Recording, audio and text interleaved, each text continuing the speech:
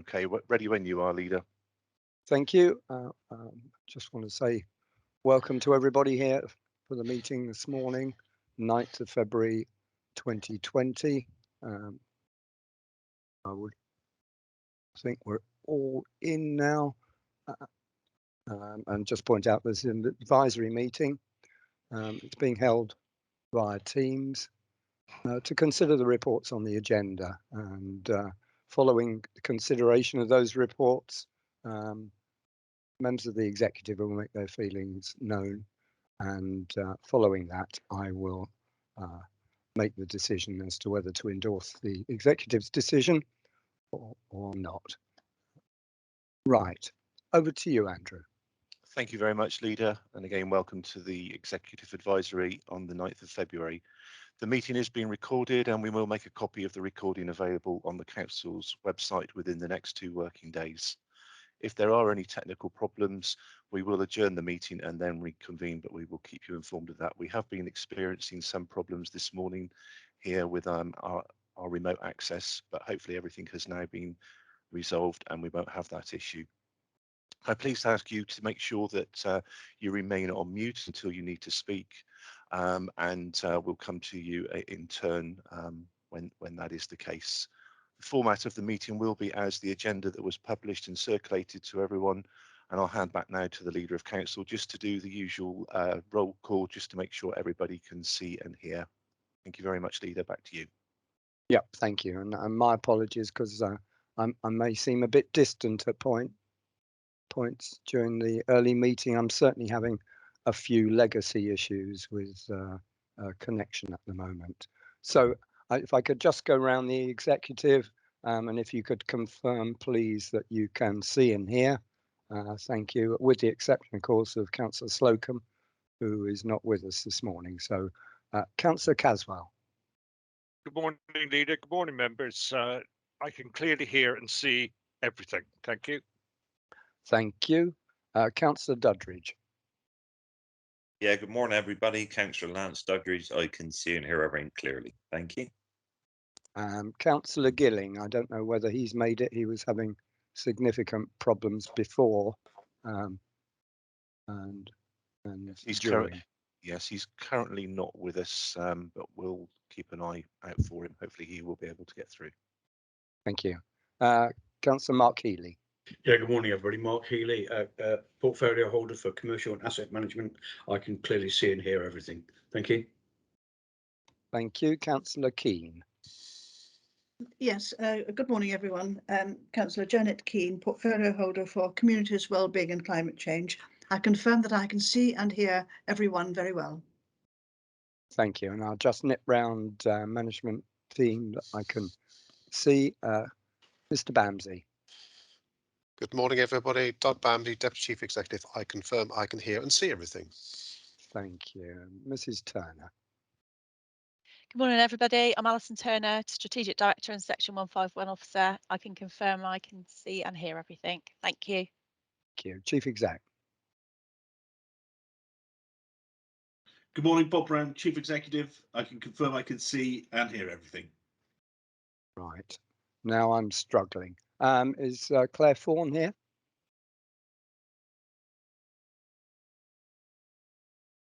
No, it doesn't appear so. And I think it's Stephen Hellard is in for Melanie. Okay, Stephen, hello. Good morning, Leader. Good morning, everyone. Yes, Steve Hellard, Deputy Monitoring Officer. I can confirm that I can see and hear everyone. Thank you. And thank you. I think Julie Cooper is here. As we come to the reports, I'm sure the report author or the portfolio holder will introduce any officers present at that time. We also have one member of the public registered to speak this morning, Councillor Anne Bown.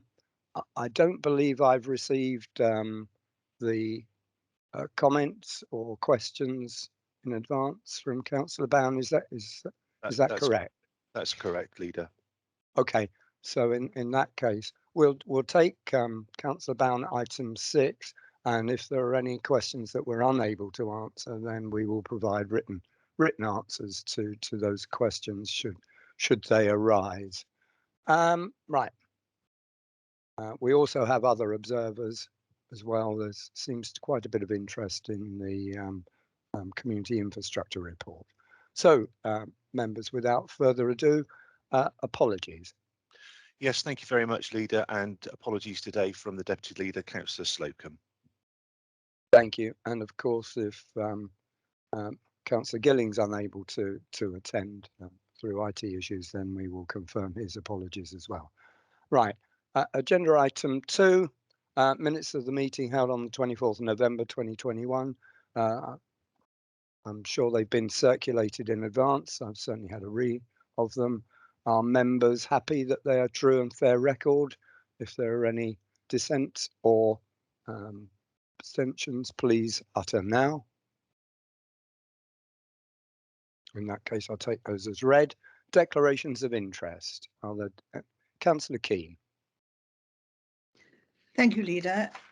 I declare a personal interest in the following. Agenda item 6, the segment that deals with the Victoria Centre. The legal opinion has been given that although the Citizens' Advice is a tenant and I am a member of that board, I am appointed by this council to Citizens' Advice. So it is a personal opinion, a personal interest only. A personal opinion, personal interest only in item 8, the outside bodies, Citizens' Advice, the Drainage Board, and item 9, the CAB, which is specifically meant, Homes in Sedgemoor, the rent reviews, as a member of the Board of Homes in Sedgemoor. Thank you. Thank you. Councillor Mike Caswell. Thank you, Leader. Yeah, just to declare an interest that I am the sitting county councillor for the area of Wenden and Cannington, and also a member of the Drainage Board. Thank you. Thank you. Right, any other? Councillor Duddridge. Thank you, Leader. Yeah, on item 6, I'm a member of the board of Victoria Park Centre. On item 9, I'm a board member of Homes in Sedgemoor. I declare a personal interest in both of those, but I don't know if Mr. Hellard would like to tell me if I need to declare prejudicial interest in either of them or both of them. I wouldn't have thought so. I think they're personal interests as you're appointed by the council. I'm sure Councillor Hellard will, Mr. Hellard will confirm. Sorry. Thank you, Leader. Yeah, can you just confirm, Councillor Duddridge, whether you're a member of the Victoria Board as a representative of this council, or is that in some other capacity?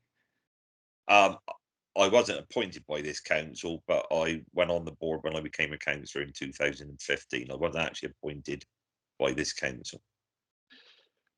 So you're not the council's representative on the... Right. In that case, my view would be in relation to Victoria that you declare a prejudicial interest on the basis that it's the proposal is for money and property to be transferred to the board of which you're a member, and you're not a member in your capacity as a councillor. Would it be possible to speak on it before I leave the meeting? You can speak and then and then leave on the basis that members of the public, it's an open meeting and members of the public are also able to speak on that. So yeah, that would be fine. But then Andrew can remove you from the meeting and bring you back in following that item. Thank you. Thank you. Okay, brilliant. Any other declarations of interest? If I may, Leader, Mark Healy. Yeah, thank you. Member of the Drainage Board. Thank you. Good. Yeah. Right. Yeah, and once again, I apologise. It's just I'm having trouble with my screen that shows me when people indicate they want to speak, but we'll try and overcome that. Agenda item 4 then, urgent business. I have none that I'm aware of. No, that's correct, Leader. There is no urgent business for this meeting today. And then on to 5, public speaking. As I've stated, we've got County Councillor Anne Bown registered to speak on agenda item 6, and I will take her at the beginning of that item. without further ado, then moving on to agenda item 6, community infrastructure. Before I hand over to Councillor Janet Keane, I will ask Councillor Anne Bown to come forward. Anne, are you there? Yes, Leader, I'm here. Thank you very much. You've got 3 minutes. As a predecessor of mine would say, go you ahead. Thank you. I am a county councillor and previous district councillor for Wenden and chairman of the grants panel. Thank you, Leader and members, for allowing me to speak.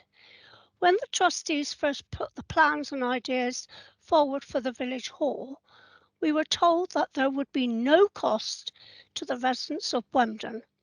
What went wrong? Secondly, how can you see making money when you could not make the ground floor pay even before COVID and not pay back anything for this large grant, only some interest? Thirdly, how do you see making money on the next floor when in question 2 you could not make the main hall pay? Fourthly, it is wonderful that the cricket and football being played on the green for all ages, but why do you have to keep putting these clubs under pressure to pay more? Fifth, I'd like to see if all this goes through, and I know it will, that someone with experience of running village halls from the district council sits on the trustees. And finally, can I say, is it wrong time to give these grants, bearing in mind we have elections in May? Will it look like buying votes? Thank you, Leader, for allowing me to speak. Right, thank you very much. Hopefully, it's nice to see you all. Yeah, and you, Anne. Hopefully, during the course of the debate on the Wenden Hall item, we will be able to answer some of those questions. So without further ado, I'll hand over to Councillor Keane. Thank you. Sorry, just before you did that, Leader, did you want to just hear a statement from Councillor Duddridge? Because obviously with the prejudicial interest being raised, yes. we need to then my just ask him apologies. to leave the meeting for a short time. Yeah. Thank you. Yeah. Councillor Duddridge. Yeah. Yeah, thank you, Leader. Not much of a statement. I mean, as I said in a previous meeting, I would have been far happier if these items had come forward individually so we could discuss the merits of each one rather than take them as one item. Having said that, I've read the papers and I think on balance, I've got to support these applications for the good of the various communities involved. And I would, if I was going to be here, I would support these, like I said, with some reservations on 1 or 2 items. Okay, that's me. Thank you. Thank you very much and look forward to seeing you back in a little while. Thank you, Councillor Duddridge. Right, again, without further ado, Councillor Keane. Thank you very much, Leader. This item concerns several different locations, and in order to allow the clarity of discussion, I would be grateful, Leader, if you would permit each location to be discussed separately but not voted on, so there's question and answer and the different views may have the courtesy of being heard. The first one on the list is the Victoria Centre, but as an overall, in the paper, the introduction paper, I would ask people to take note of paragraph 7.3, which quite succinctly puts into context the reasons why we are asking for the support for all of these items. Julie Cooper and Stuart Howlett are with us now to take us through the paper, and I would be grateful if you would now lead members through first the Victoria Centre. Right, Stuart, Julie. Thanks, Leader. It's me. And good morning, members. I'm just going to do a brief presentation. Bearing in mind what Councillor Keane's just said about taking questions at the end of each item, would you like me, Leader, to pause once at the end of each facility? Well, let's see how it works. But you know, my feeling is let's go through the whole thing. and then we can take individual questions after that presentation. I think that will probably be easier for you anyway. Thank you. Okay, thank you. Okay, so like I say, good morning, members. I've got the slides to present, but Julie Cooper and Teresa Harvey are also at the meeting and will, I'm sure, help in terms of any questions that might get raised in terms of the funding options, and of course the background to the individual facilities, which they are a bit closer to than I am. As an overview, it probably goes without saying the importance of community facilities to local communities and the broad range of services that they do provide, and how they can support community cohesion, recreation, health and well-being. It also probably goes without saying that these facilities are very heavily reliant on voluntary support, fundraising activities, and they do face significant challenges in both obtaining capital and revenue funding, and these have very much been heightened during the pandemic, but I'll come on to discuss some of the implications for each facility when I get to the slides. So, bit of background first. The report, as members will see, focuses on requests for 4 village and hall community facilities for financial support, 3 of which are built and running, 1 of which is a project that's a long-running project and looking to start. These requests, as I say, are driven by the difficulties in accessing capital funding, and these have been heightened by the pandemic because external funding bodies have had to divert their directions into helping the COVID support elements rather than actually providing the amount of funding they would have done previously for community facilities. As a council, we do provide capital grants, and over the years these have been relatively modest, and I think perhaps there's sometimes a misunderstanding of the actual extent that we do provide in terms of capital grants, because the maximum previously before 2010 was 35,000, and since then it's been £10,000, so reasonably modest amounts. In addition to the challenge that COVID's brought in terms of accessing capital funding, there's also been obviously an impact on the use of the facilities and the loss of the revenues that have come about through hall closures, reduced capacities, and the reduction in the level of services that the facilities have been able to provide.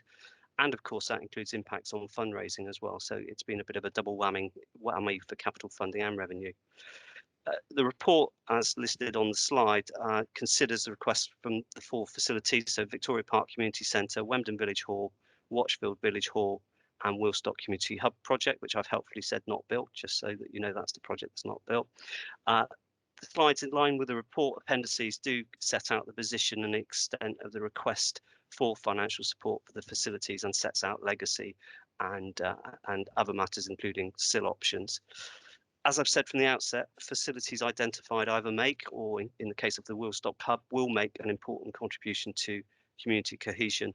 And the basis of the report is really to consider the options we have as a council to provide some security and stability for these buildings and projects, and obviously achieve a long-lasting legacy for Sedgemoor. So in terms of the options that we've considered, and these are set out within the report, we've considered fundamentally two funding models, if you like. So firstly, either through a direct grant route, or secondly, through loans against future community infrastructure levy receipts. And the slide runs through those specific options for each facility. The first option is effectively the council providing a direct grant, which is relatively straightforward. It would be paid from the Community Development Fund with no requirement for payment or repayment. In doing so, this option does carry the benefit of giving a higher degree of certainty to those facilities. It gives some security, knowing the matter will not be complicated with the transitional arrangements as we head towards unitary and the new Somerset Council. And in doing so, it will also be quite a clear legacy statement for Sedgemoor as a district council as well. In addition, unlike the SIL option, there would be no ambiguity in terms of commitments of the projects in the face of future or existing local priorities of the parishes. So in other words, projects that wouldn't be susceptible to future changing priorities or prevent future SIL funding being spent on alternative priorities that we're not aware of at the moment or may emerge.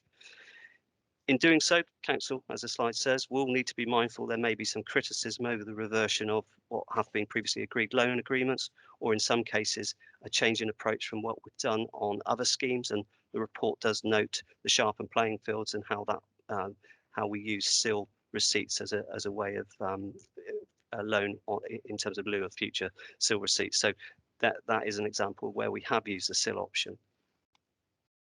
Turning to the second option, which is the loan in lieu of future SIL receipts, the way this would work links to the meaningful proportion element of the community infrastructure levy.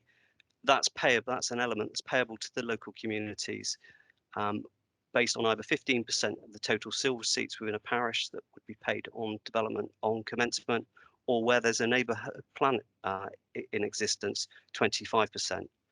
Under this option, then, a loan would be offered on the basis that the future meaningful proportion would come back to the council from the parishes, and that would be paid against the loan. As a loan, the New Somerset Authority, because it would be the New Somerset Authority, would see a future return at a time when SIL monies would be available as a result of the development occurring. So there is a reasonably long lead in. And it is money that would need to be spent on infrastructure to support growth, which clearly community facilities would fall within that definition. But it does provide an opportunity to secure top-up funding to support the delivery of a current project on the basis that there is a funding stream ahead that would become available. In contrast to the grant option, though, it does introduce some uncertainties, particularly around timescales. So, as I say, the lead-in through receiving the money, because it's reliant on development commencing, can be quite significant, and I'll talk about that under the individual facilities in a moment. The amounts can be uncertain as well, and the willingness of the parishes to commit future SIL monies is unknown, because we are asking them to commit their meaningful proportion for some years ahead, where there may be other competing priorities that they wish to spend that money on. And of course, it becomes a transition issue for the new council, as the financial arrangements would need to be carried across into the new Somerset Council. So for those reasons, and as referenced in the report, the recommendation to council is that the grant option is followed in the relevant cases, but there are different implications for each of the four projects, how we've come to the conclusions, and I'll run through the slides individually now, starting with Victoria Centre. So in terms of the Victoria Community Centre, so this is Appendix A in the report, it is different to the other three requests because rather than financial support directly, it's primarily a request for the transfer of ownership of the site from the council to the Victoria Park Board. As the slide sets out, current position is the council own the site with a 125-year lease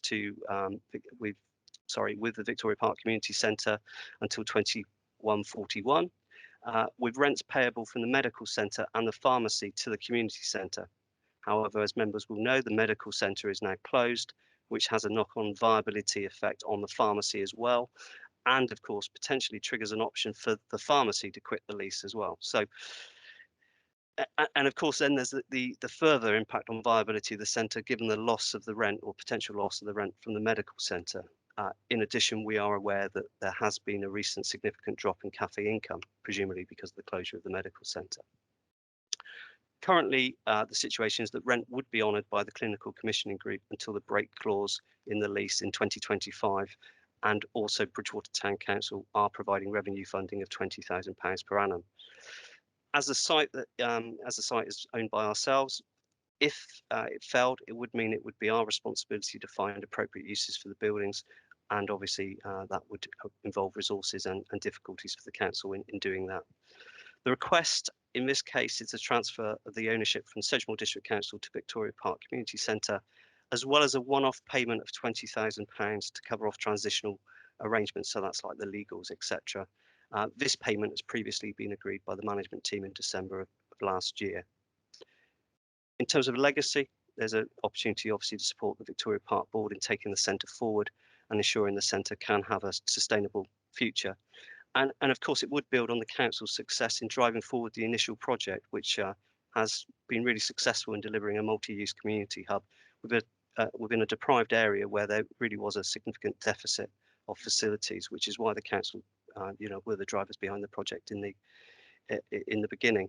In terms of SIL options, for this one, there aren't any SIL options. They're not relevant. It's really a transfer of land rather than a financial grant as such. So that's Victoria Community Centre. I'll move on to the next one, which is Wenden Village Hall, Appendix B, also known as the Green. Opened in July 2017 and is owned by Wenden Village Hall and Playing Field Trust. It's recognised as being a very important facility given it has a wide reach beyond Wenden into Bridgewater and beyond. And it's also supported the expansion of the town, which happened as a result of the housing developments associated with the NDR.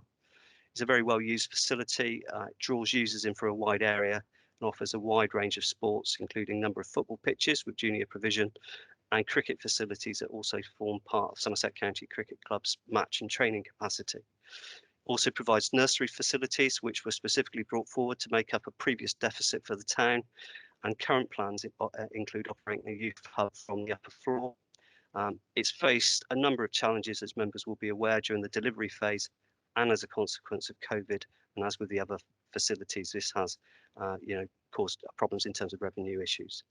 In terms of the finances, as the slide sets out, the current position is there's an outstanding loan of £355,000 for the council, with suspended interest payments as a consequence of COVID. Taking into account income versus expenditure and the costs of providing a facility manager and a caretaker, which needs to be brought forward, forecasts show that there would be a closing balance of £22,000 up to 2023, and that doesn't include the interest or capital repayment of the loan with ourselves. There's also been significant support from the parish council already, who to date have provided nearly 300,000, so £280,000 plus pay £4,000 per annum to help with maintenance, etc. So the request in this case is that on the basis of the challenges of the financial position, the request is to commute the existing loan to a grant, although as the report identifies, interest accrued to date would still be required to be paid. From a legacy perspective, there's an opportunity obviously to provide some stability to what is a really important facility that serves a significant proportion of the population across a wide range of different uses. And it would also ensure that the significant investment that's been required to build and operate the facility, including that arising from the local community itself and external funding partners, would not be lost. And it also supports, would also support the centre being able to move forward in terms of future community projects and commercial opportunities, and allow a greater sustainable future for the unit. In terms of SIL options, again, this slide does set out some SIL options in respect of where Coker's Farm, which is a strategic allocation in the local plan, would generate some SIL receipts. It's currently subject to a resolution to grant planning permission, so it doesn't yet have planning permission, but based on a meaningful proportion of 25%, because the neighbourhood plan is in place for Wenden, it would provide an opportunity for SIL receipts of approximately £318,000 between 2023 and 2026, and a further £303,000 from 2026 to 2030, although I must stress these timescales can only be estimates because it's payable on the commencement of development, and as we know, the planning process has taken some time on Coker's, and I think we've probably had the application for nearly 2 years. What is clear, though, is that any SIL receipts that would be received will be after the existence of Sedgemore, and it will be the formation of the new Somerset Council, and therefore that issue about the transition and carrying forward financial provisions is relevant in this case.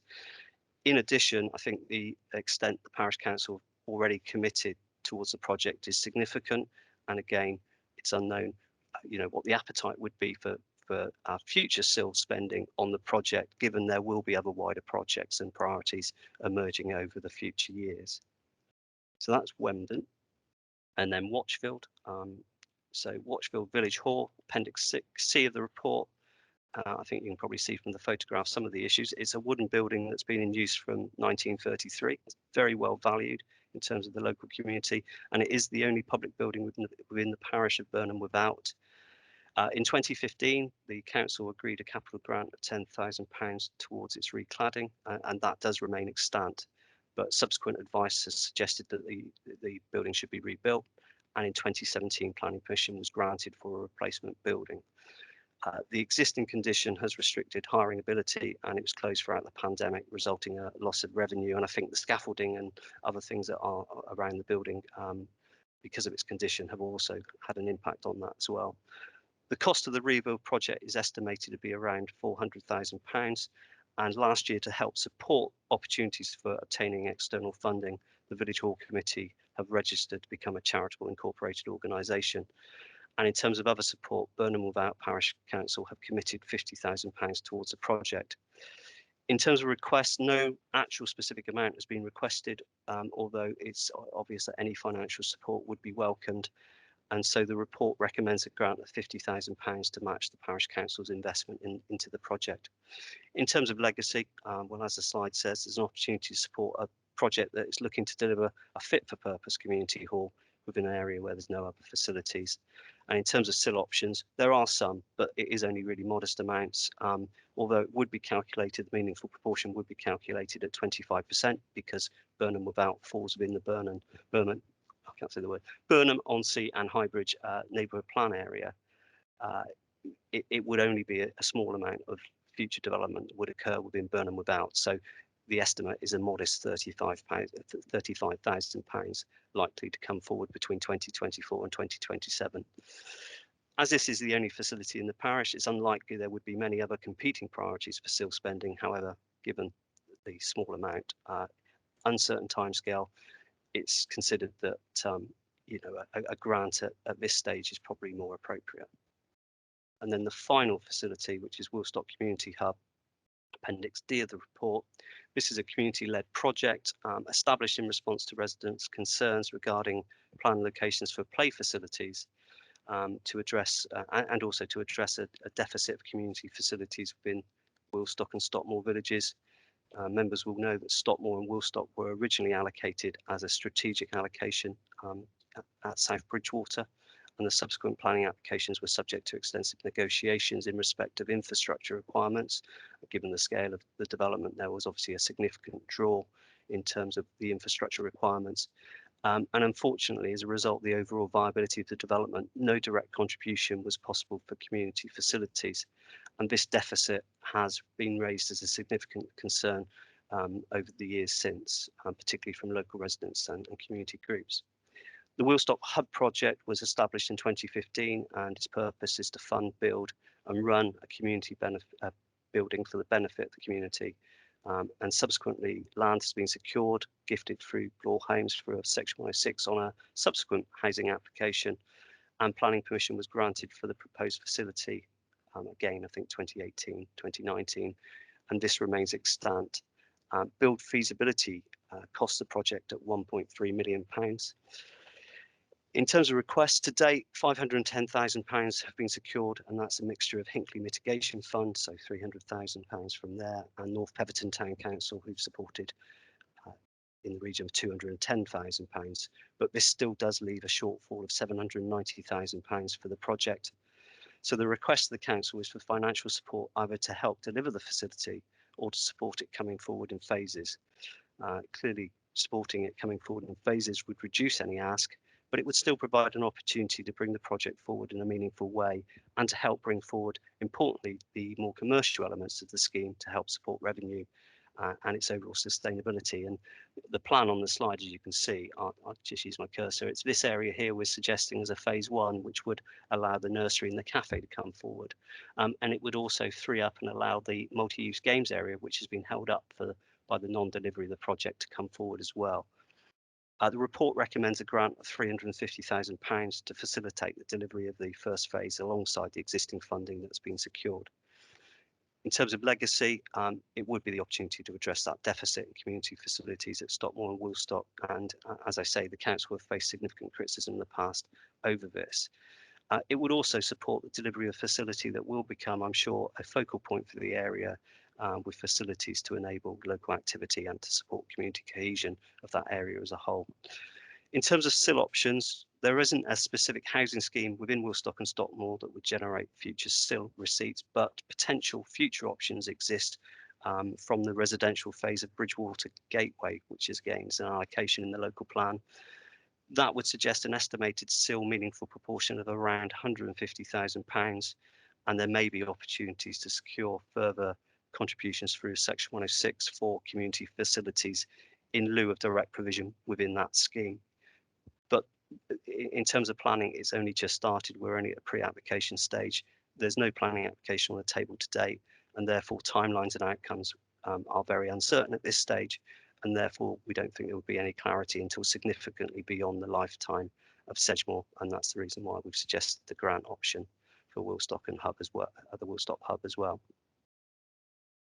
As with other facilities, it's also relevant that North Petherton have provided a significant amount of support already, and for the parish as it is, there will be priorities with North Petherton town itself and the wider area, which is a large parish, as members will appreciate. And on this basis, that's why we're supporting a grant in this case. So the recommendation, just to sum up, really, it's the recommendation that's in the report, but the slide sets out where we are with the 4 facilities. So Victoria Park is transfer of land and £20,000, which would be transitional funds, but that has already been agreed by the management team. In terms of Wenden Village Hall, it would be commuting a £355,000 loan to a grant, but interest that would be accrued to date would still be required to be paid. And for Watchfield, it's a £50,000 grant to match the parish investment on that project. And for the Wheelstock Hub, it's a £350,000 grant to facilitate the first phase and the building being able to start a sustainable future. In terms of the broad recommendation then is for the executive advisory meeting to recommend the above to the leader of council to recommend to full council as per the report. And like I say, if there's any questions, Teresa and Julie are here to support. Thank you. If we could just go back to the slide with Victoria Park Community Centre on, we'll start the debate and the questions with that on screen. Members of council, are there any comments or questions on the proposal for the Victoria Community Centre? And Andrew, I may have to rely on you to spot hands. Councillor Mike Caswell. Thank you, Leader, members. Yes, when I was an officer of Sedgemore, was quite involved with this one, with the kitchen and everything like that. This is a vital, as they all are actually. This is a vital thing, a vital community centre for the Victoria area, and it's absolutely correct. There is some deprivation there, which this facility helped to remit against. And I would just say quickly, after the excellent presentation of Mr. Hewlett, that this is a wonderful facility and we should support it. And I know that Councillor Keane will propose it, but I will second it. Second the proposal to support this application. Thank you. Yeah, I can remember numerous conversations about grey water some years ago for this facility. And You're just to say, absolutely right. Yeah, well, welcome to Councillor Gilling as well, who I see is there in the background. Councillor Keane. Thank you very much, and thank you, Mr. Hewlett, for a very succinct report. It sets out exactly why it is absolutely essential. As with all of these facilities, this is an enduring legacy to hand on to our successors and beyond that as well. So it is with great pleasure I would move the recommendation, the number 2, that the transfer take place as it is written in our papers. Thank you. Thank you. Councillor Mark Healy. Yeah, thank you, Leader, and thank you for that very detailed report, Stuart. Well done. Yeah, as people know, I'm sorry to bore you for a second, but I do sit on adult social care at County Hall, the County Council, and I know there's been a lot of talk about the positivity about nursing taking over that facility, and actually, in the future. So let's not kid ourselves. It won't be a doctor-led thing. It'll be nurses. But if that's what brings, if that's what brings nursing to that facility, I think it's only right and proper that we should, I'll take on board Councillor Keane's suggestion. I can only support it, because if that's what's going to bring it locally and it's going to have a facility for medicine, why wouldn't we not support it? Thank you. Thank you. Any other comments or questions with regard to the Victoria Community Centre proposal? No. Okay, then in that case, we'll move on to the Wenden Village Hall, Wenden Community Centre or Wenden Park. Any comments or questions? And members, bear in mind we've had a public speaking from Councillor Ambown over this. Any comments or questions? Councillor Caswell.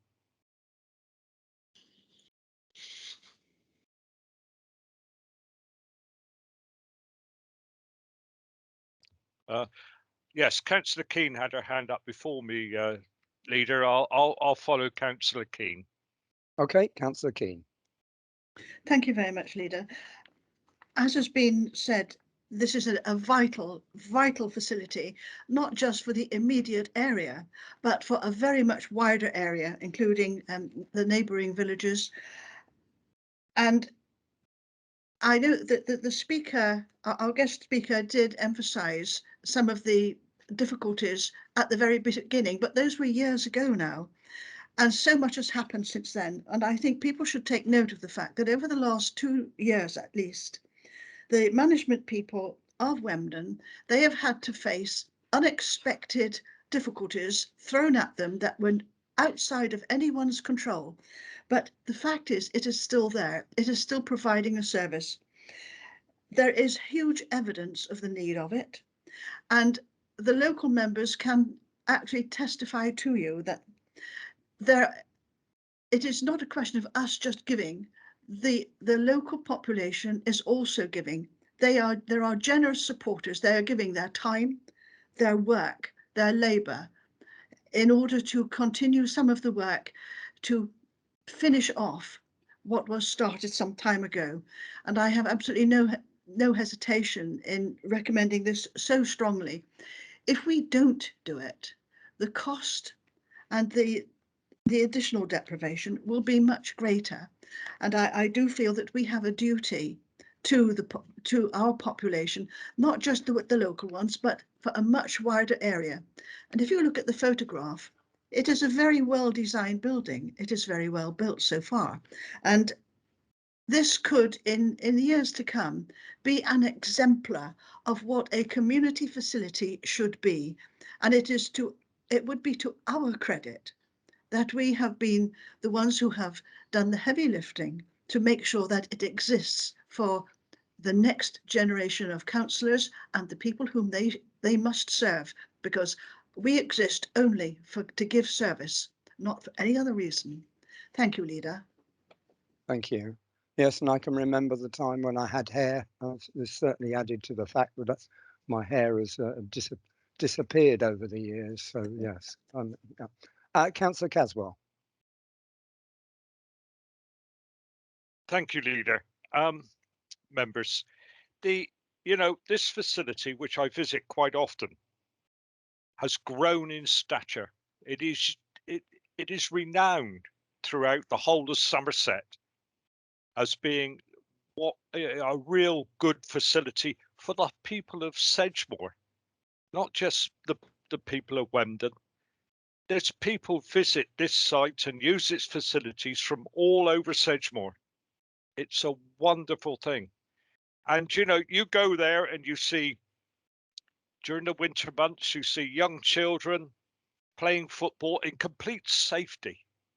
They're just there and they're really enjoying themselves, looking for their health and well-being and things like that. And the parents go down and watch. And if you travel down the NDR, you see it all the time.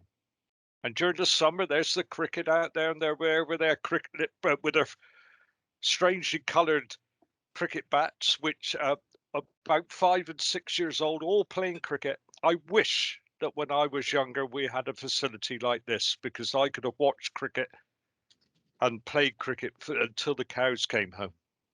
This has been brought about by sheer hard work and really, really heavy. And it's beset by setbacks of not all the management committee's fault.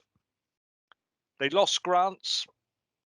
They lost the builder, the builders, merchants, everything seemed to go wrong for them. And I'm going to be Joe Blunt. I can remember when, and I said this last night, so some of you will be bored stiff with it. when Kerry Rickards was the chief executive, I sat on the executive and I said to him, if I project manage this facility the way that it was, then I would expect Mr. Rickards, Kerry Rickards, to kick my backside off the planet, because it was poorly managed.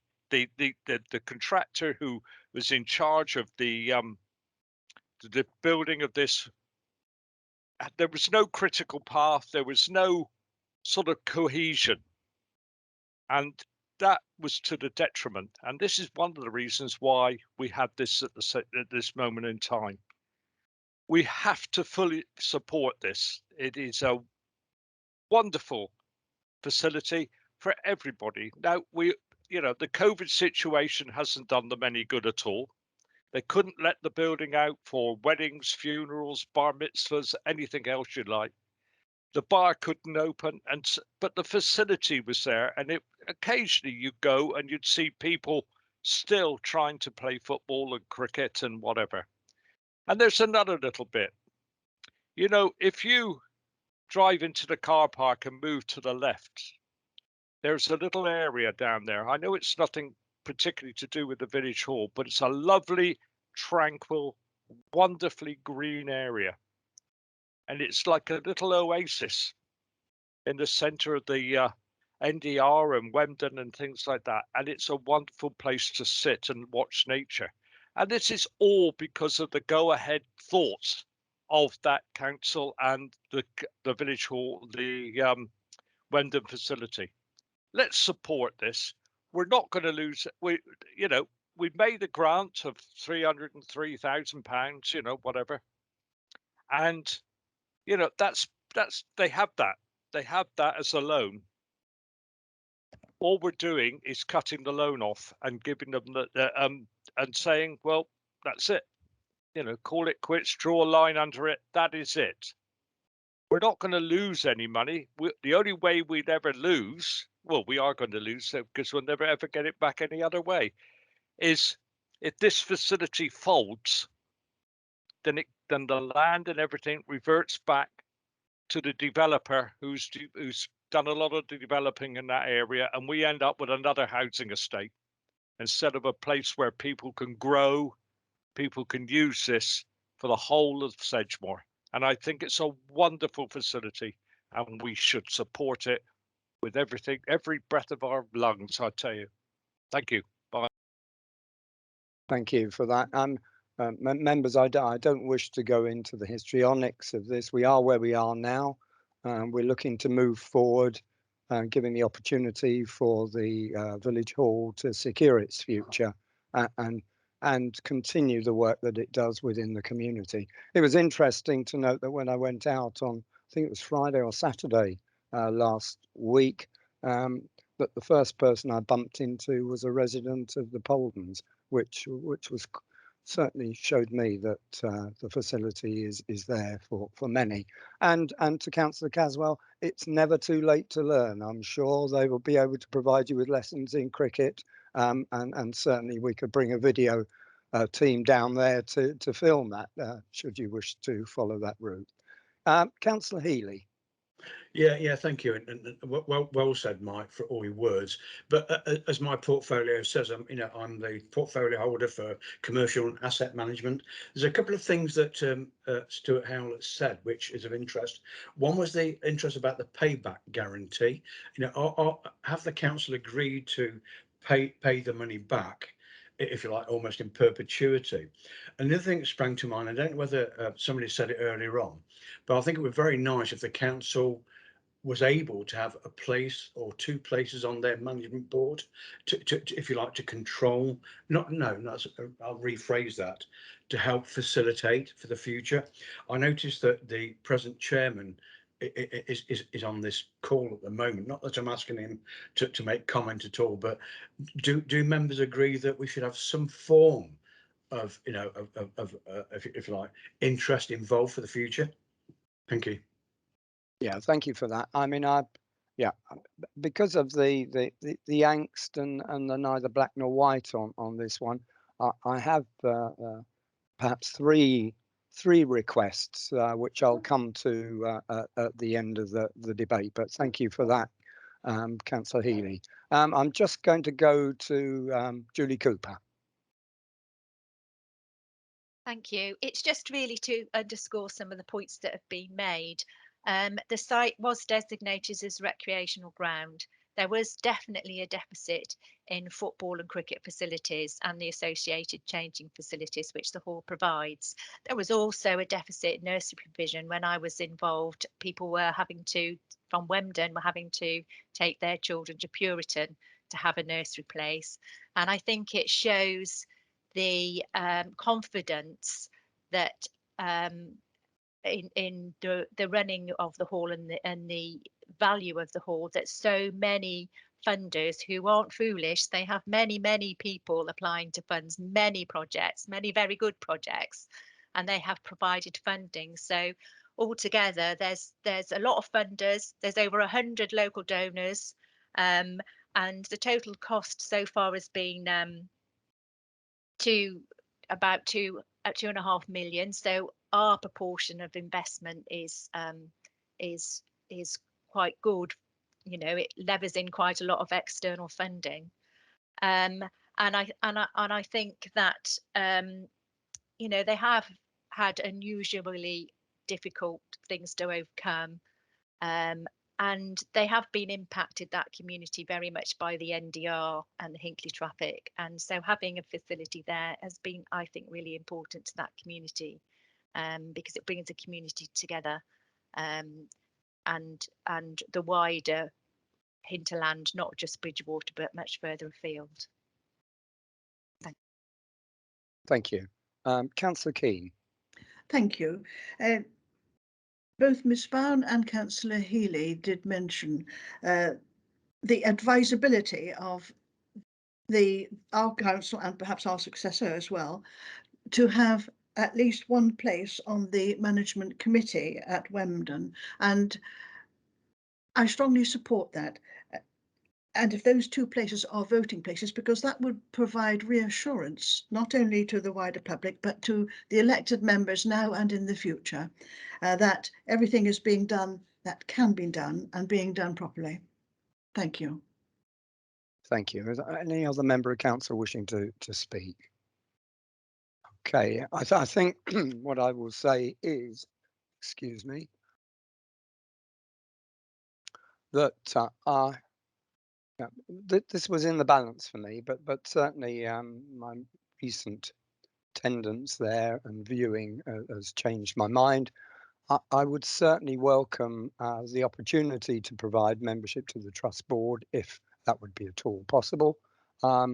I would also like to seek the return of the outstanding interest, if that could be agreed by way of affordability. I'd be happy with that. And I'd also like, if we could make it conditional on it remaining a community asset for the foreseeable future, in order to secure the site, hopefully in perpetuity. Mr. Hellard. Thank you, Leader. Yeah, just wanted to come back on the legal comments in the report.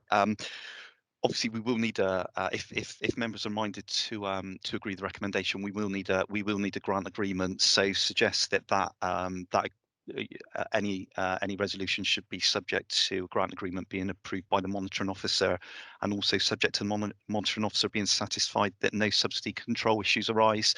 On the face of it, they don't appear to, but I think we just need to make that clear. And obviously, as part of the grant agreement, we can include those three requirements there in relation to the payment of the interest, remaining as a community asset, and a place on the board for a member or members of this council. Thank you. Thank you. Mr. Bamsey, and then I'll come to Councillor Key. Thank you, Leader. Between now and Council 24th, assuming recommendation is to Council from this, from yourself, then we can follow up with the organisation, those 3 points, and indeed, obviously, through legal as well. So come Council, we can update on those 3 matters you've just raised, Leader. Thank you. That's reassuring. Councillor Keane. Thank you, Leader. In view of all the comments made, I would like to move the recommendation paragraph 1, which is very much holistic, incorporating Mr. Bams's and Mr. Hellard's advisory comments. Thank you. Thank you. So moved and seconded. Thank you. Right, we'll come to the semi-voting later on. If we could, if there are no further speakers on this, if we could move on to Watchfield Village Hall, please. My, that's a fine building there.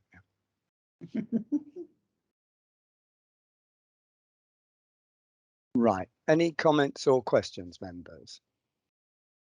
Anything, Julie Cooper, is there anything you wish to add? Just to say that the parish council had just finished paying off a loan, a 50k loan, which took them a long time to pay back for the works to churchyards. So, you know, they've shown a lot of confidence in the project by committing themselves to another 50,000 loan to facilitate a grant to the Watchfield Village Hall. So I think there's a lot of local commitment and need there. The Watchfield Village Hall did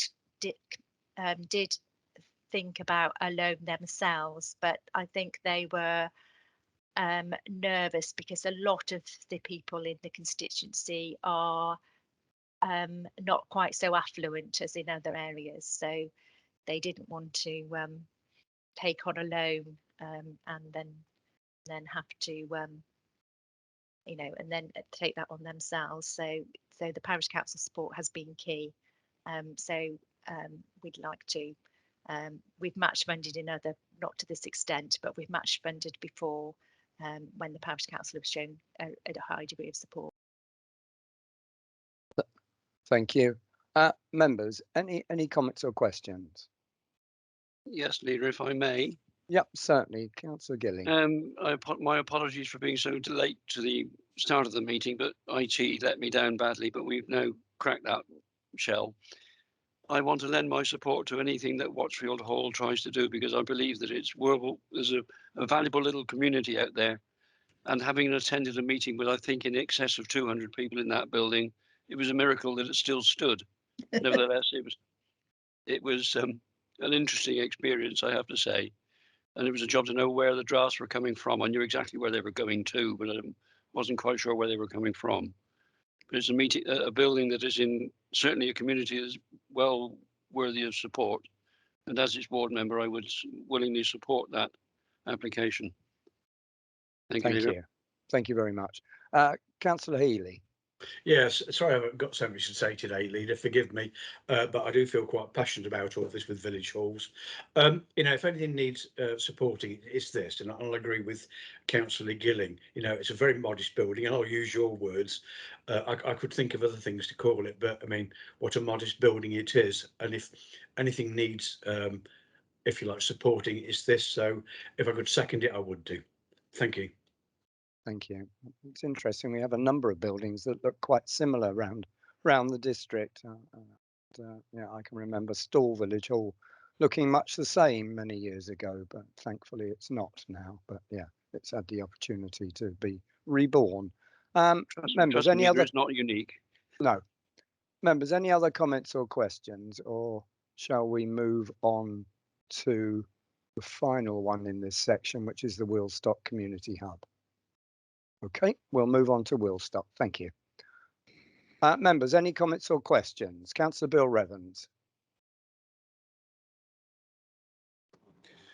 Thank you very much, Duncan. You won't be surprised to hear me speak in favour of this. I think I've spoken about community facilities for Sedgemoor and Woolstock in my capacity as a town councillor and district councillor on many occasions, and I'm delighted to see this on the agenda today. First of all, just to Councillor Caswell, be careful what you wish for. I was scoring for North Petherton Cricket Club first team against Wenden first team at their ground when a player was injured, and I ended up arthritically waddling around the outfield in ill-fitting kits. So you never know what you might end up with. Anyway, I note the North Pillarton Town Council contribution. I believe that's coming out of anticipated SIL that they are expecting to receive in the future. So the SIL funding is coming through that route. I'm really pleased to see the phased introduction of this. It has delayed play facilities on Woolstock, which has been really really frustrating for a lot of the people in the community there, and as I believe has contributed to some of the antisocial behaviour they've been experiencing in the summer months. The youngsters have got nothing to do. They'll find trouble, and unfortunately they do find that around the community. So the sooner that we can get the first part of this developed and we can get on and get the play facilities improved, the better that will be for the whole community. There are no facilities at Woolstock. There, the school is in the plans, but it's not in the county council's capital project. There's program. There's no shop facilities there. There's no other there's no public transport. It is a very difficult situation that the residents have down there, and I do hope we can move this forwards as quickly as possible. My one request, like was mentioned on Wenden, I do wonder whether it would be possible for Sedgemoor District Council and North Pillarton Town Council to have nominees on the Wheelstock Hub board. I think that would add useful assurance to the community and elected representatives to have them fully involved. I have had comment that it feels like a closed shop from some members of the community. I'm not sure whether that's true or not, but there is a perception of that, and I think those perceptions are sometimes important. And yeah, as I say, really pleased that we've got we hopefully we'll get the first part of this building through. It may not be the Woolstock Hub, it might be the Woolstock Stub. I thank you. Thank you. I mean, I think, well, certainly from my point of view, I've struggled with the lack of facilities down there for a number of years, and I've felt very awkward that our original intentions through planning have not come to fruition. But I would hope personally that this will make up or start making up for the deficit that there has been in the area in recent years. I'll go to Councillor Keane now, then Julie Cooper, and then Mike Caswell. Thank you, Leader. I'd like to agree and emphasise everything that Councillor Mr. Revans has said. It is absolutely right. And there is evidence of need down there, because this is, although it's a fairly new community, it is a very large and concentrated residence. And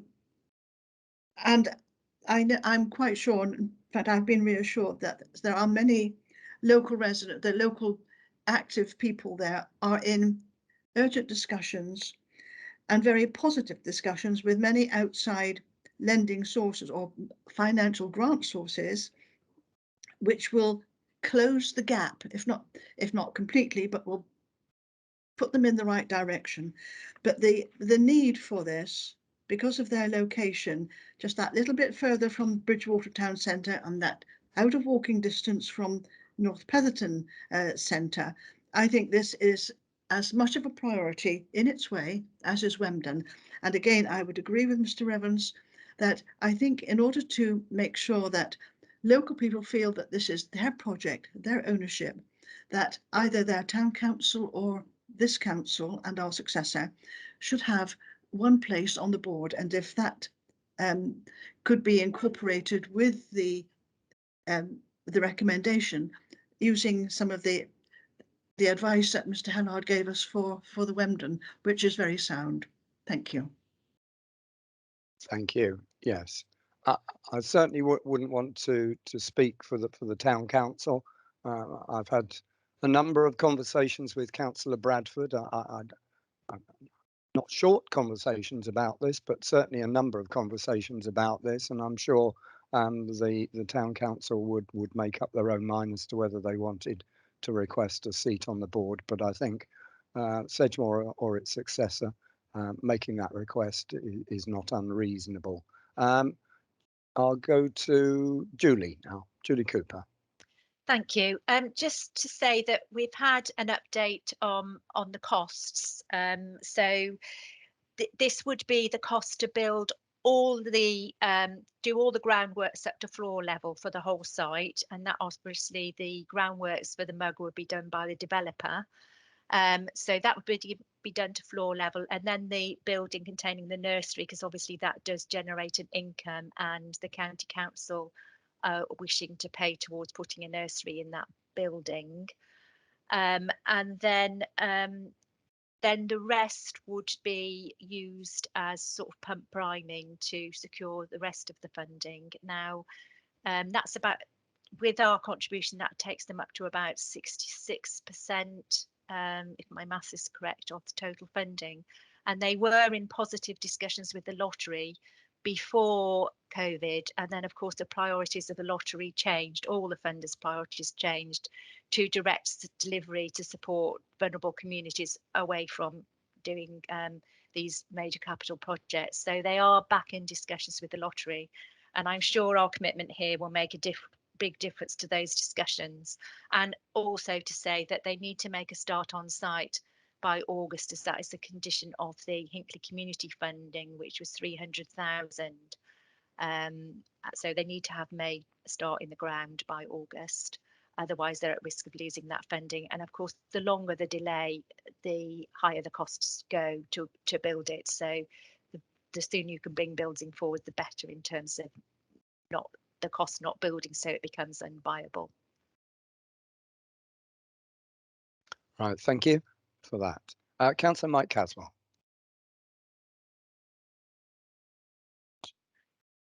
Yes, Leader. Do you know, I mourn the passing of schools' facilities for games and keeping fit and just being in a place in the open. And many years ago, there was a directive that we shouldn't have competitive sports. We shouldn't do this. We shouldn't do that. And a lot of our playing fields and sports facilities were ploughed up and houses built on. And, you know, that's a crying shame. And it's why he says, as he stands before you, you know, obesity has come about. Unfortunately, mine was due to a car crash, but never mind. And I ate too much. But that's another story. But let me tell you, we need these facilities in every way we do. It's so good for even to go and watch a game of football on a field like that. You're in the fresh air and you're doing a wonderful thing. These things are vital. They are as vital as a housing estate. There you are. And as vital as an arterial road. These are desperately needed, and we need to support them. And just as a final thing, as Councillor Revens called my name, I will say to this that my last game of cricket was for Sedgemoor many years ago, when we had a cricket team at Sedgemoor, and I was very renowned because of my size for being all round the wicket. So there you are. Thank you. Good, thank you. Right, members. Any other comments on the Wheelstock Community Hub proposal? No.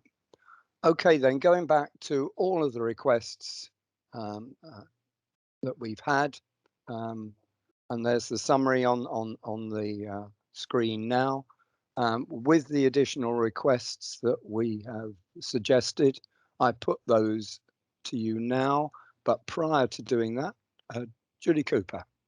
I'm sorry, I just want to ask a question for clarification. There is already an existing grant for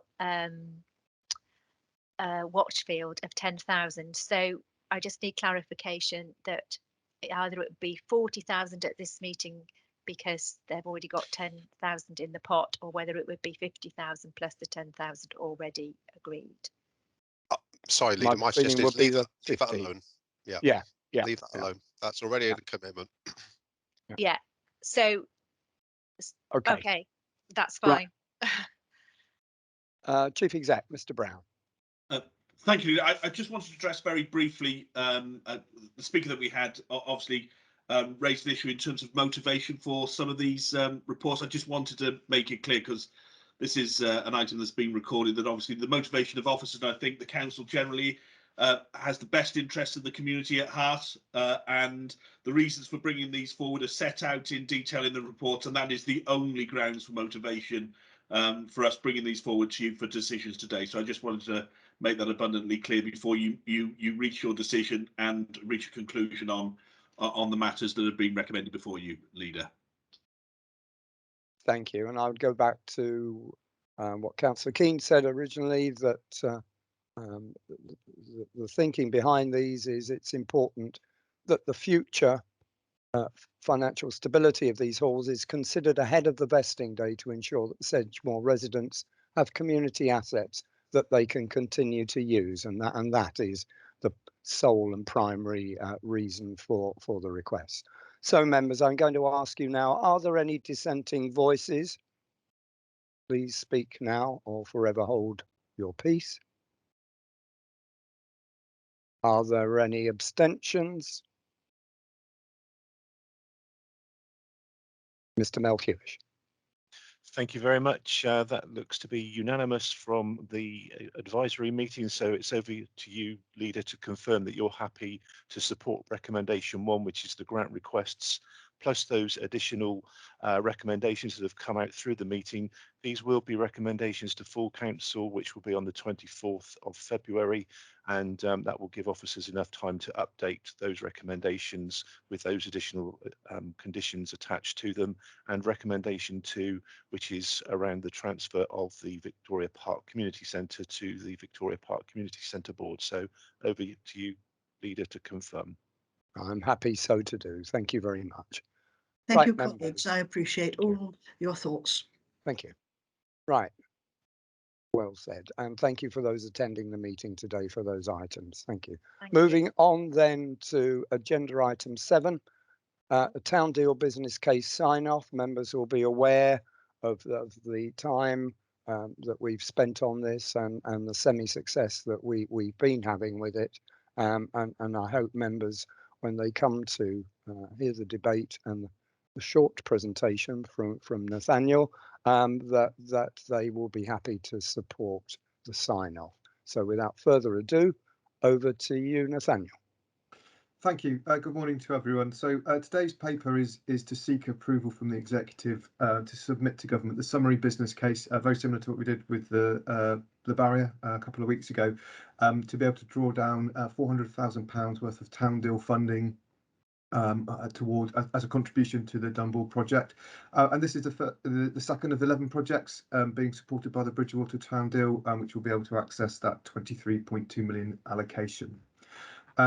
So I'm very conscious of time, so I'm going to skip over quite a bit of this report, but just to give a bit of background, so I'm sure you're all aware, but the Dunball Junction improvement is a critical infrastructure project which will facilitate strategic growth of Bridgewater in and around Bridgewater in terms of employment and housing growth.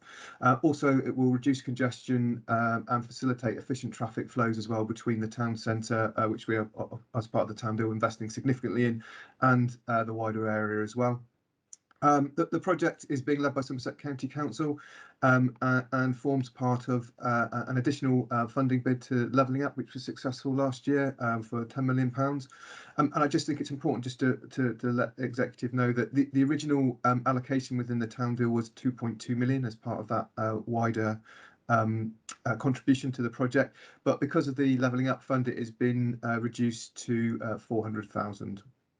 The strategic business case has been produced by Somerset County Council as part of that successful Levelling Up Fund submission, and has been signed off by the Town Deal Board, and has also been signed off by the SDC Assurance Group as well. I should just make members aware that at the time of submitting this report, the Assurance Board had not met due to condensed timescales, but having post submission of this report, they have met and were satisfied with the submission and its content, and were happy for this to move forward to executive for final sign off. Just in terms of value for money, I think it's just really important to outline that as well quickly. So a typical highway scheme would have a benefit cost ratio of around 4.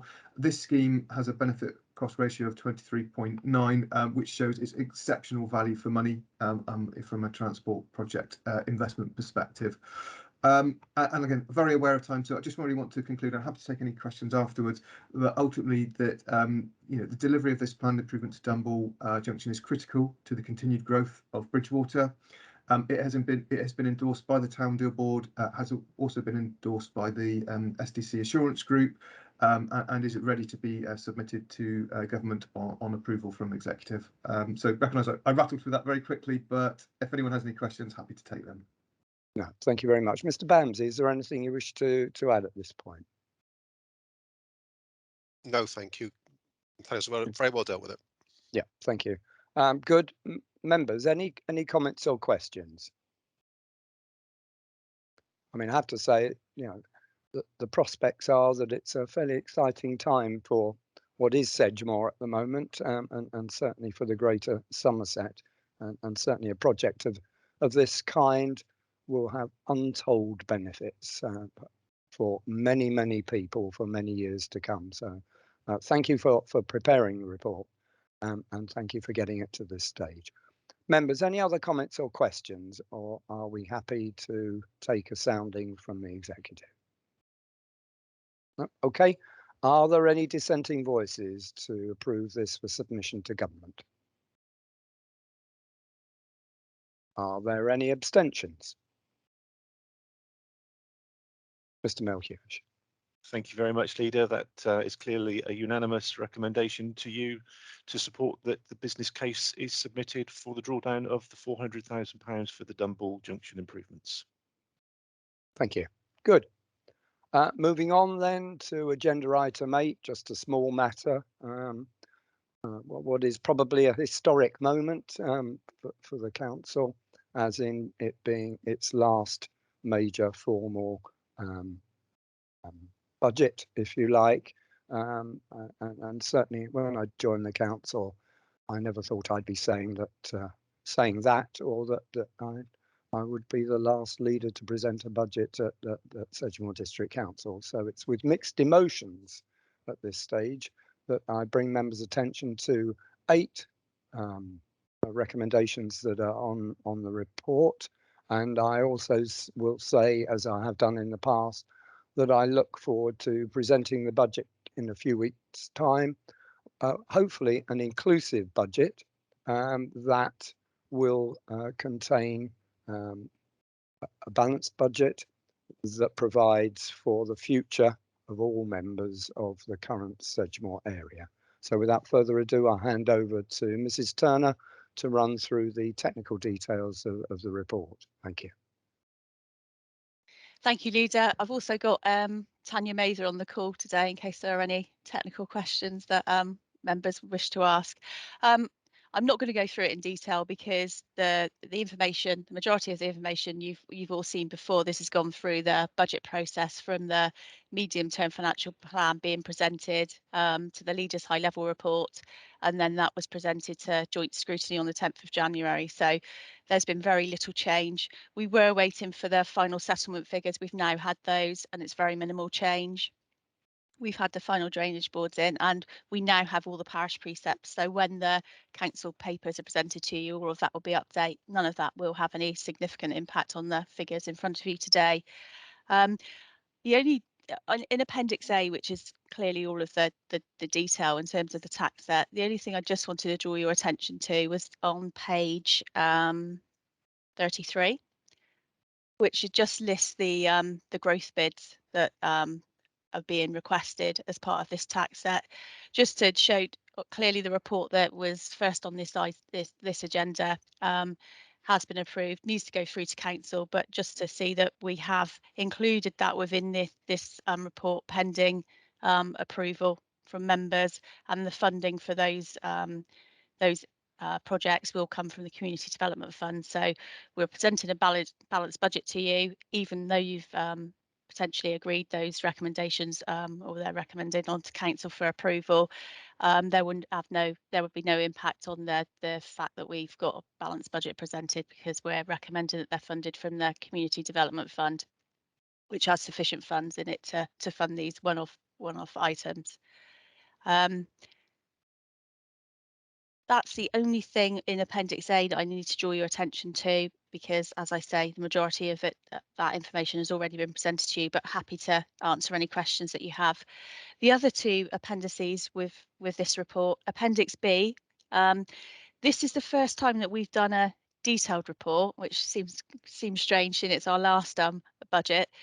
As Section 151 officer, there's a requirement for me to give you assurance that we are setting a robust budget in terms of the estimates we're using and the adequacy of reserves. But this year we've actually done a detailed report to support that advice from me as a Section 151 officer. What this report does is goes through in detail the how we've put the budget together and what assessments we've made in terms of our estimates. It details the financial risks we've got. So clearly we've got local government reorganisation. We've still got COVID. There's still uncertainty about future funding in terms of local government funding, business rates retention, etc., new homes bonus. And the figures that we present are based with, the caveats are that we don't know, but we've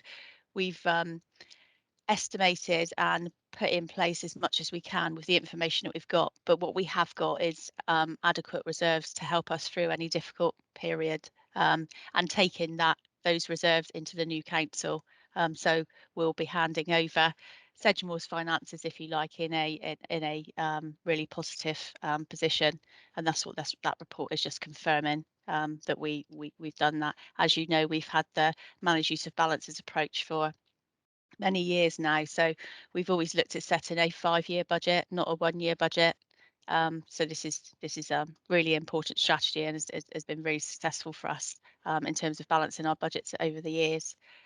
The final appendix in this report is the protocol, the finance and assets protocol. This is a voluntary protocol.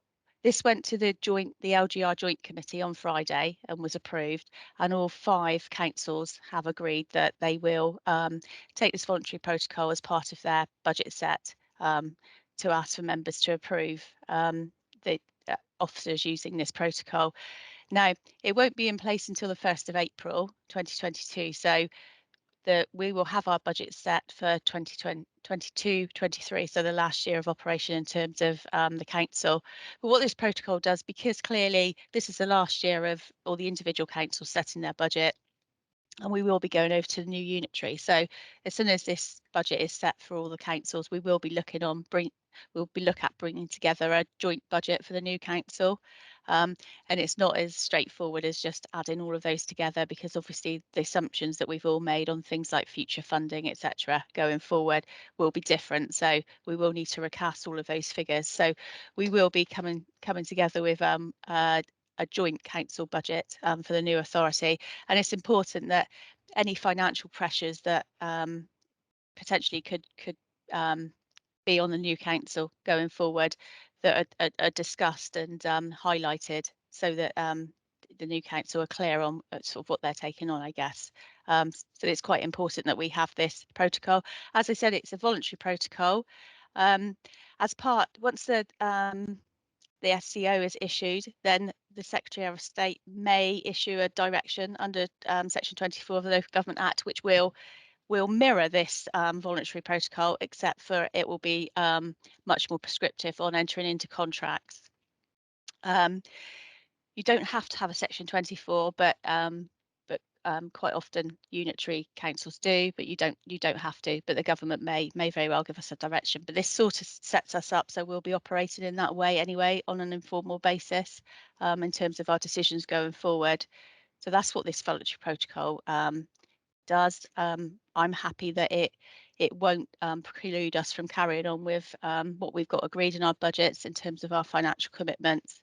And just the last section on here actually recommends that when we do reports now going forward, or from the 1st of April, we would actually include in the comments if there's likely to be a financial impact going forward for the new council, which I think is a useful addition to comments on reports. So that's what's being recommended to you in this report, and I'm happy to take any questions. Right, members. Clearly, I'll say what I've said in the past. We are proposing to present to a full council a balanced budget, no cuts to services, and whilst the Section 151 officer said we have adequate reserves, I think if you actually look at the report, I'd be inclined to say that they were good reserves, but I wouldn't want the 151 officer to get overly enthusiastic, because that would be not true to type. But I think we are in a good financial position, and certainly the services that we're providing are very good in quality. So members, this is a recommendation through to full council. Any comments or questions, please?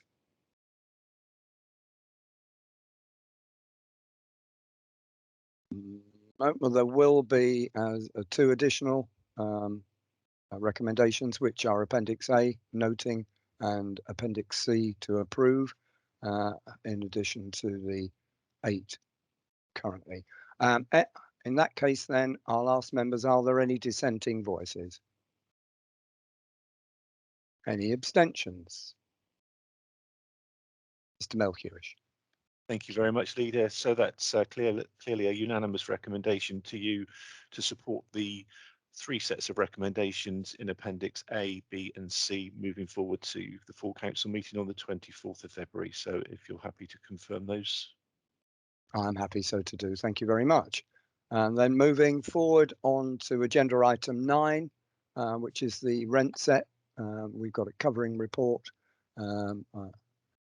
Over to Mrs. Turner once again.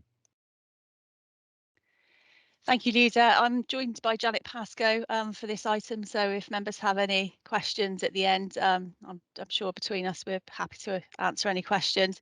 Again, same with this report. This is the final part of the budget process, if you like. So the 30-year business plan was presented to members at the meeting in December, which went into detail the plans going forward. The business plan that was presented was in a good, balanced and sustainable position, which, as lots of people will remember, that's not always been the case with the housing revenue account, but we are in a good position, and it's really important that we maintain that going into the new council, because there are lots of plans and lots of aspirations going forward that we've already started, and we want to continue on that path.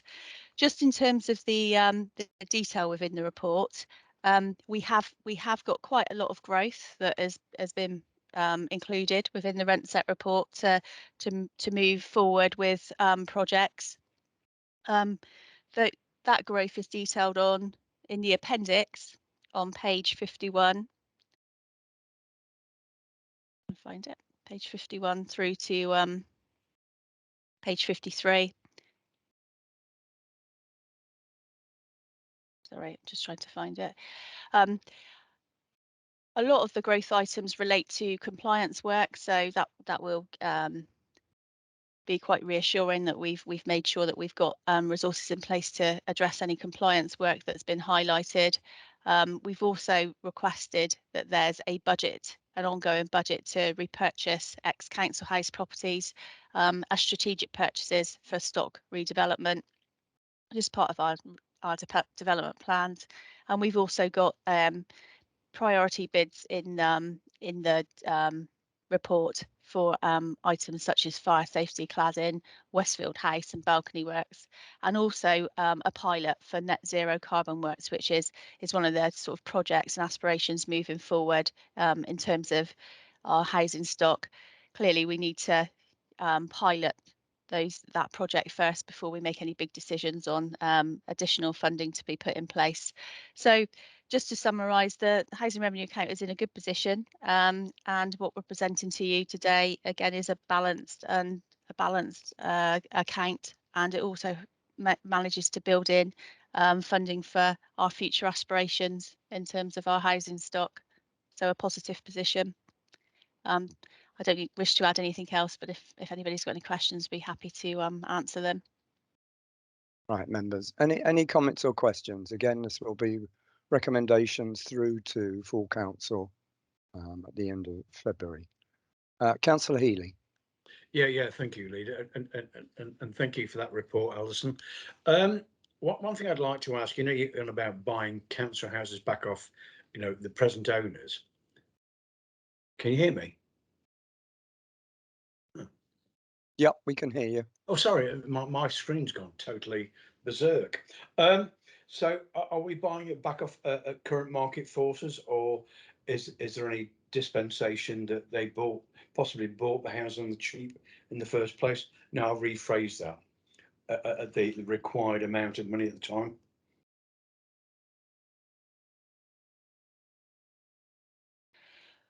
When we've made those strategic purchases, they've been based on the market value, and they've been a purchase that they are sort of a strategic purchase in terms of redevelopment. So we don't, we're not, it's not sort of open house. We'll buy any sort of ex-council house. It has to be within our development plans, but it does tend to be at the market value. Okay, so it's strategically thought out then, yeah. Okay. Yeah, absolutely. Thank you for that. Thank you. Yeah, members may remember that over the years we have had a number of properties come forward that we have repurchased for our wider ambitions in the area. Members, any other comments or questions?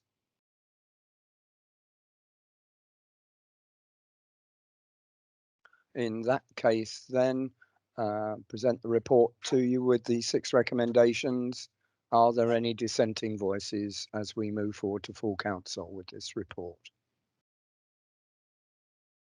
Are there any abstentions? Is there a Mr. Melhuish in the house? Yeah. There is. I'm trying to multitask, inviting other people into the meeting at the same time. Okay, thank you very much. So that was clearly a unanimous recommendation to you, Leader, with the 6 recommendations to move forward to the council meeting on the 24th of February. So if you're happy to support those. Indeed I am, and thank you both to Tanya and to Janet for their input into the reports, if not their reassuring presence here at the executive this morning. Thank you. Right, moving forward then to agenda item 10, I believe, which is the Sedgemoor playing pitch strategy and built facilities strategy. Crikey. 2 drafts for consultation and to agree consultation. Without further ado, I'll go straight over to Mr. Tate. Hi there, thank you. Yes, 2 reports. They actually form a suite with a 3rd document, which is currently under preparation, which deals with the remaining public open spaces. There's a requirement under the National Planning Policy Framework to have up-to-date evidence in order to justify policies which seek to ensure through the planning process that appropriate sports provision and open space is provided, and we have policies in our adopted local plan which are based on strategies which, as the report says, are now fairly long in the tooth. So both of these reports, they've been undertaken in sort of parallel. The work started in 2019 as it happened, with a detailed assessment of all of the sports pitches and facilities in the district. There's a agreed methodology, a national methodology that's set out by Sport England, and the work's been progressed with representatives from the national governing bodies from all of the major sports, as well as Sports England. Basically, the draft reports in front of us they set out quite a detailed appraisal of the existing facilities in terms of the quality, quantity, and it also sets out requirements, it also sets out suggested requirements for future provision to the end of the local plan period in 2032, and that is based on both factoring population growth and therefore increased demand for sports pitches and facilities, and also the changing, I suppose, the changing nature of some of the sports provision, and that's information that was input from the national governing bodies. So different formats of traditional sports like football and cricket, with greater emphasis on I suppose putting the fun back into sport to get greater wider participation, and therefore that in many cases suggests a slightly different type of provision where less formal pitches, for example, and more smaller pitches to encourage youngsters to take up the sports in the first place. So in terms of the documents as set out, they are quite lengthy because at the end of the day they have a detailed appraisal and of every single facility across the district. It's set out in terms of provision both geographical based on their cluster areas, and then also against individual sports in terms of the existing provision and recommendations as to how that should be improved going forward. In many cases, I suppose the conclusion is that retention of facilities, in virtually all cases, I think there is a requirement to retain existing facilities, then looks about necessary improvements that could come about in order to make more efficient use. And in terms of pitches, that's often around the drainage, for example, so that pitches can be used more frequently rather than getting overused and not being available outside of core hours. And in some cases it also sets out where towards the end or during the plan period additional capacity may be required. The importance of these documents is it provides that clear baseline. It enables us through a planning process to negotiate contributions through Section 106 agreements if appropriate. It will enable some prioritisation of the use of community infrastructure levy receipts, because again, sports provision is one of the priorities in the infrastructure list. And I suppose as important, it also enables the existing owners, users, sports bodies to be able to bid for funding themselves because they have a clear strategy document in place which identifies on an evidence base the need. And we're certainly aware already of certain facilities where actually identification through a strategy will enable them to draw down funding from Sports England, for example. So that's the key requirement of use of those documents. And what we're asking at this stage, the reports have, as I say, have been gone through quite a detailed methodology, have been signed off effectively by the Sport England and the national governing bodies, so they are happy with the content. And this stage would be the sort of final stage of public consultation. And once that is completed, we would look to bring these back at some stage in the summer for adoption as supplementary planning document. And that also will provide part of the evidence base which will carry forward into the unitary authority. It is necessary evidence base to support a new local plan when that is progressed through that process. So obviously happy to take any questions. I'll try and answer them as best I can, but it is a process which has taken rather longer than we'd anticipated, mainly due to restrictions on being able to undertake some of the assessment works over the last 2 years due to COVID restrictions, etc. Okay, yeah, I should think the new unitary authority is looking forward with relish to preparing a new local plan at some point. Yeah.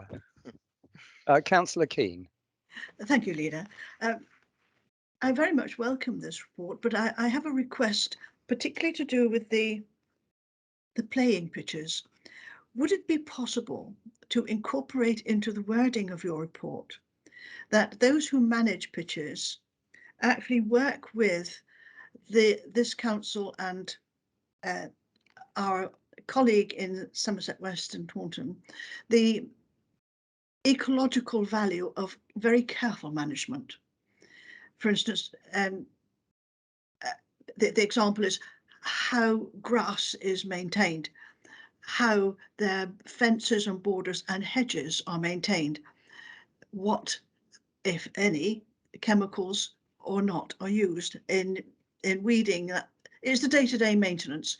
And if there is to be a new initiative in each one, would our in-house ecologists be consulted as to the advisability and perhaps the advantages and disadvantages and implications of proposed actions? And I think that could prevent difficulties at some later stage. Thank you. Right, I don't know whether you can comment on that at this stage, Nick. I mean, I think through the consultation process, that can certainly be picked up. I mean, I've made a note, but actually, assuming we go out for consultation, that could be put in as an actual response, because it does align with other initiatives around, and ultimately some initiatives around climate change, etc. as well. So and I've seen some of those objectives elsewhere. So it seems sensible to make at least reference in the document to it. So I'm sure that will be possible, but we can pick that up through the consultation process, and I would be consulting our in-house ecologists and others as part of that process in any case. Thank you. May I come back, Leader? Just a quick one.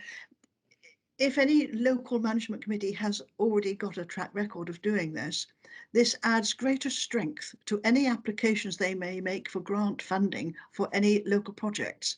So it is valuable in more ways than one. Thank you. Okay. Yeah. Point taken and noted. Thank you. Right, members, any other comments or questions? I've got just one question. I mean, it makes reference there to go for public consultation. Do we have an idea of how long that period of consultation will be?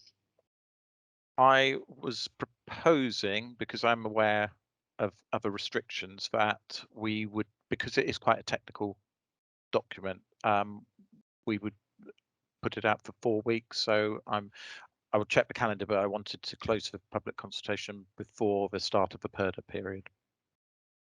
Okay, thank you. Right, members, any other comments or questions? No. Okay, then the proposal and recommendation is that the document is released for public consultation. Are there any dissenting voices? Any abstentions? Mr. Melhuish. Thank you very much, Leader. That's clearly a unanimous recommendation for you to support that the built facilities and plain pitch strategies are subject to public consultation for 4 weeks. You're happy to support that? I am happy so to do. Thank you very much. Right, and thank you very much, Mr. Tate. Thank you. Thank you. Moving on then, members, I now put proposal toward you that we move into exempt session as the information contained in the next report is deemed as exempt by virtue of paragraph 3 of part 1 of the Local Government Act 1972 as amended. Is it your wish that we should so do? Any dissent? No. Okay, Mr. Melhuish, over to you for the moment. Yeah. Thank you very much, Leader. And just for purposes of the decision-making process at the end, that's a unanimous decision to go into exempt. But if you're happy just to confirm that, and I'm just going to check the list to make sure there are no members of the public still present. Okay, I'm happy so to confirm. Thank you. Okay, and I'm happy to confirm that it's officers and councillors remaining on the Teams meeting, so we can now move into the exempt session.